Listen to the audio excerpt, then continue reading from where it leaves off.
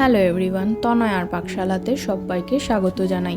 যারা first time চ্যানেলটা visit করছো তাদের কাছে অনুরোধ রইল চ্যানেলটা সাবস্ক্রাইব করো, পাশে থাকা বেল আইকনটি প্রেস করো যাতে নতুন নোটিফিকেশান তোমাদের সামনে চলে আসে। গাটি কিন্তু এখন বাজারে হামেশাই পাওয়া যাচ্ছে, আর গাটির অনেক রকম রেসিপি কিন্তু আমার এই চ্যানেলে দেওয়া রইল। তোমরা চাইলে কিন্তু একটু সার্চ করে চেক আউট করতেই পারো। তাই আজকের রেসিপি গাটি কচু দিয়ে চিংড়ি মাছ ভাপা।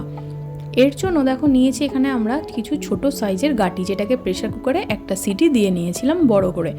এবার এখানে নিয়েছি কিছু চিংড়ি মাছ, যেগুলোকে আমরা এইভাবে ছেড়ে খুব ভালো করে কিন্তু বেছে রাখা রয়েছে। গাটি কচুগুলো যেহেতু সিদ্ধ করা রয়েছে সেহেতু কিন্তু খুব বেশি কষ্ট হবে না এগুলোকে ছাড়াতে। এখানে দেখো পোস্ত, সর্ষে আর কাঁচা লঙ্কা শিলে বেটে নেওয়া হচ্ছে। এখানে পোস্তের পরিমাণটা বেশ অনেকখানি আর সর্ষের পরিমাণটা খুবই সামান্য। এখানে কিন্তু গাটিটাকে একটা হুইসেল দিলেই যথেষ্ট, গ্যাসের ওভেনের ফ্লেমটাকে একটু হাইতে রেখে। সেই জন্যই বললাম একটু বড় করে দিলেই যথেষ্ট।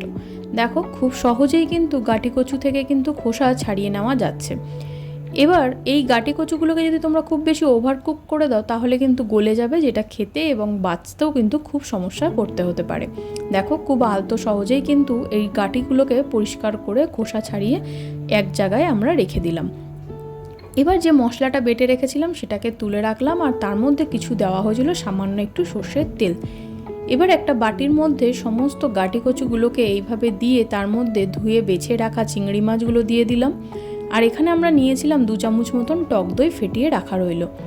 দেখো পোস্ত, সর্ষে, কাঁচা লঙ্কা যেটা আমরা প্রথমেই বেটে রেখেছিলাম সেটা কিন্তু এর মধ্যে দিয়ে দেওয়া হলো।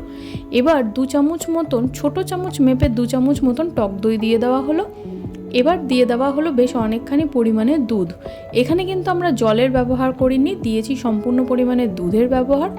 এবার দিলাম পরিমাণ মতন চিনি, আর দিল সামান্য একটুখানি হলুদের গুঁড়ো, আর দিয়ে দেওয়া হলো রঙের জন্য সামান্য একটু কাশ্মীরি লঙ্কার গুঁড়ো দিয়ে কিন্তু এবার নুন দিয়েও কিন্তু সামান্য একটু সর্ষের তেল আবারও কিন্তু এর মধ্যে দিয়ে দিতে হবে। যেহেতু প্রথমেই সর্ষের তেল দেওয়া ছিল মশলার মধ্যে, সেহেতু কোয়ান্টিটিটা একটু বুঝেই অ্যাড করো, নইলে কিন্তু খুব বেশি ঝাঁঝ হয়ে গেলে খেতে বেশ অসুবিধায় পড়তে হয়। ভালো করে মাখিয়ে একটা টিফিন বাটির মধ্যে সম্পূর্ণ এই মেখে রাখা গাটি আর কচু দুটোকেই কিন্তু খুব ভালো করে এর মধ্যে ঢেলে নিতে হবে। গাটি কচু দিয়ে এই রেসিপিটি কিন্তু ভীষণ ভালো লাগে। ভাপাতে আমরা অবশ্যই জল ইউজ করি, কিন্তু এখানে আর জলের ব্যবহার করলাম না, দিলাম দুধের ব্যবহার। খেতে বেশ ভালো হয়, একবার আমি হাইলি তোমাদের রেকমেন্ড করবো, একবার ট্রাই করে দেখো। গরম ভাতে বেশ মজাদার লাগে খেতে। ওপর থেকে দিয়ে দেওয়া হলো কিছু চিড়ে নেওয়া কাঁচা লঙ্কা। ভাপাতে কাঁচা লঙ্কার এই ভূমিকাটা বেশ অনেকখানি, ভাতে মেখে খেতেও কিন্তু বেশ অসাধারণ লাগে। ওপর থেকে আবারও 2 চামচ মতন দিয়ে দেওয়া হলো সর্ষের তেল। ঢাকা চাপা দিয়ে এবার এটাকে ভাপে দেওয়ার পালা। ততক্ষণে দেখো এখানে আমরা একটা ডেচকি বসিয়ে নিয়েছি, যার মধ্যে দিয়েছি বেশ অনেকখানি পরিমাণে জল। জলের রেশিওটা এমনভাবেই রাখবে যাতে টিফিন বাটির ভেতরে কোনো রকমভাবে জল ভেতরে পাস না করতে পারে।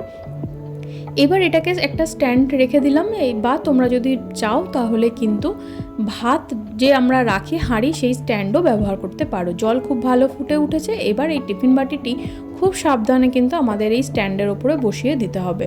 দেখো আশা করি দেখে বুঝতে পারছো জলের রেশিওটা কোথায় রয়েছে। এই জল কোনোভাবেই কিন্তু ভেতরে কোনোভাবে ইনপুট হবে না।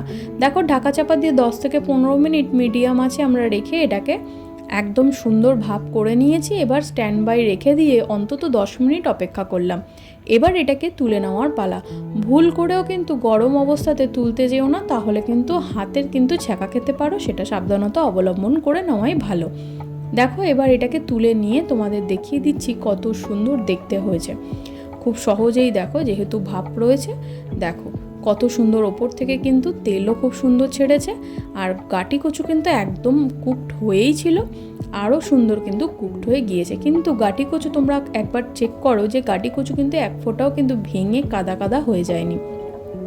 দেখো এবার এটাকে চামচ দিয়ে খুব সুন্দর করে মিশিয়ে দেওয়া দিল। এবার দেখো চিংড়ি মাছগুলোও সুন্দর ওভারকুক হয়ে গিয়েছে। গরম ভাতে প্রথম পাতে একবার এইভাবে চিংড়ি মাছ দিয়ে গাটি কচুর ভাপা ট্রাই করো। ভালো লাগলে ভিডিওটা অবশ্যই লাইক করো, সাবস্ক্রাইব করো, পাশে থাকা বেল আইকনটি প্রেস করো। ধন্যবাদ। দেখা হচ্ছে আরও একটা রেসিপির সাথে।